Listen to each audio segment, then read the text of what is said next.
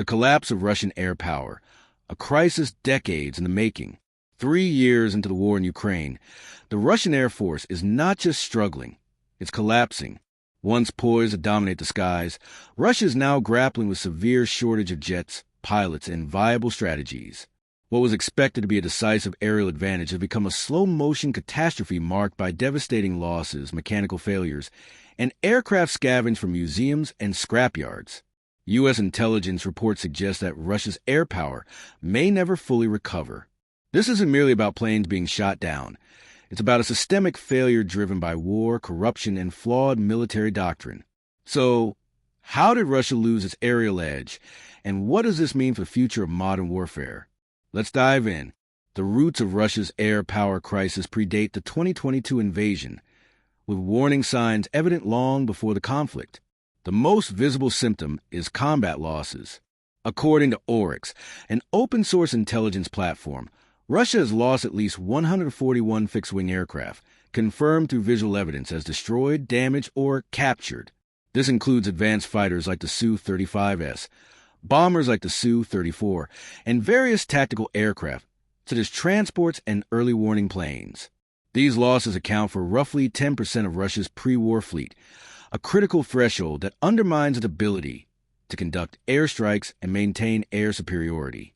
Russia's vast territory requires aircraft to cover immense distances for patrols or to counter long-range Ukrainian drone strikes, which have grown increasingly precise. Losing 10% of its air force severely hampers Russia's ability to sustain a robust air defense network. Ukrainian sources claim over 340 planes and as many helicopters down by early 2024, though these figures may be inflated for propaganda purposes. Russia rarely discloses its losses, making verification difficult until post-war documentation emerges. Since Oryx only counts visually confirmed losses, the true number likely exceeds 10%, possibly lying between the reported figures. The quality of these losses is as alarming as the quantity. Russia has lost a significant portion of its advanced aircraft, like the Su-34 fullback, a precision strike platform introduced in 2014, costing around $36 million each with production rate of about 6 per year. Russia has lost at least 37 Su-34s, equivalent to 3 years' production.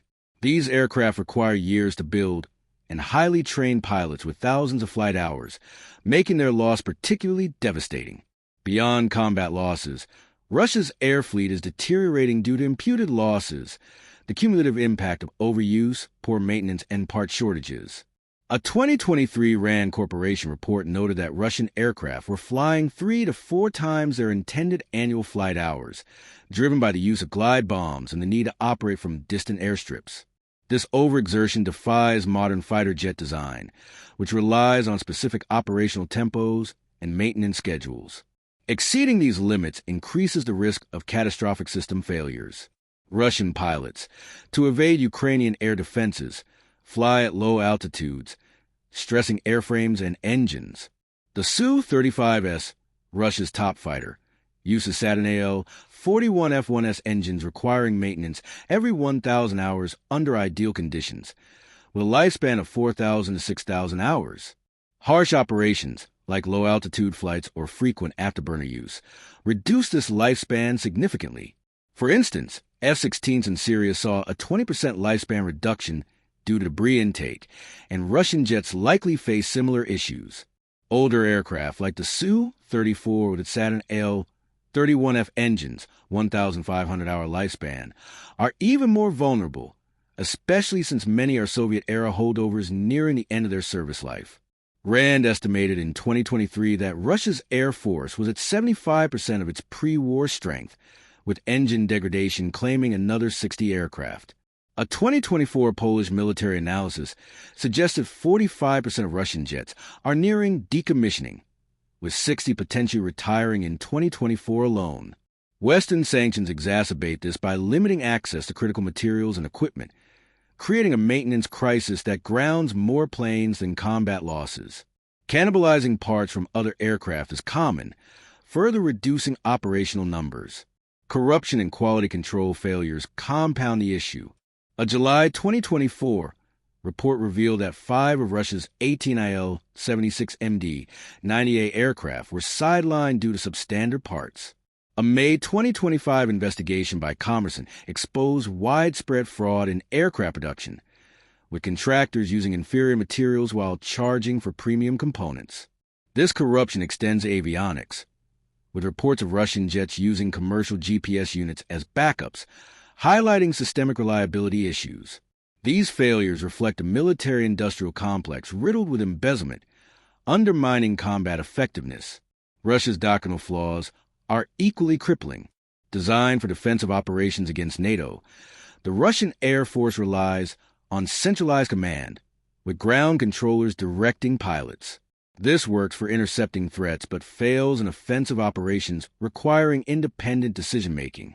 A U.S. Air University study noted that Russian tactical aviation lacks integration with ground forces, limiting its effectiveness in close air support or interdiction. In Ukraine, pilots following predictable patterns were easy targets for air defenses. Russian pilots also receive far fewer training hours, under 100 annually, compared to NATO's 180 to 240, and shortened training programs, now under 2 years, further degrade skills. To cope, Russia has shifted to glide bombs, launched from safe distances to avoid Ukrainian defenses. By August 2023, these became Russia's primary weapon, with dozens dropped daily. While less precise, they allow aircraft survivability, though their inaccuracy requires multiple strikes. Russia also reactivated older Su-24s and MiG-29s and resumed production of the Soviet-era A-50, which uses domestic parts immune to sanctions. These measures maintain some operations but reflect a degraded force relying on outdated systems. Ukraine faces similar challenges, losing at least 70 aircraft since 2022. However, Western donations like 80 F-16s and 6 Mirage 2000s bolster its capabilities, though training and maintenance lag. Ukrainian pilots, leveraging Western training, have adapted better, achieving localized air superiority and enabling incursions into Russia. Russia's failures highlight broader implications for modern warfare. Dense air defense networks, like Ukraine's S-300s and Buk M1S, challenge traditional air superiority concepts. The U.S. experience in Afghanistan and Iraq showed that air dominance doesn't guarantee victory, and Ukraine's success against a larger air force suggests a shift toward unmanned systems, standoff weapons, and integrated defenses. For NATO, this underscores a need to rethink air power strategies, potentially favoring specialized missions over traditional fighter roles. What are your thoughts? Will Russia's air power collapse reshape modern warfare? Are fighter jets now limited to asymmetric conflicts? Share your views below.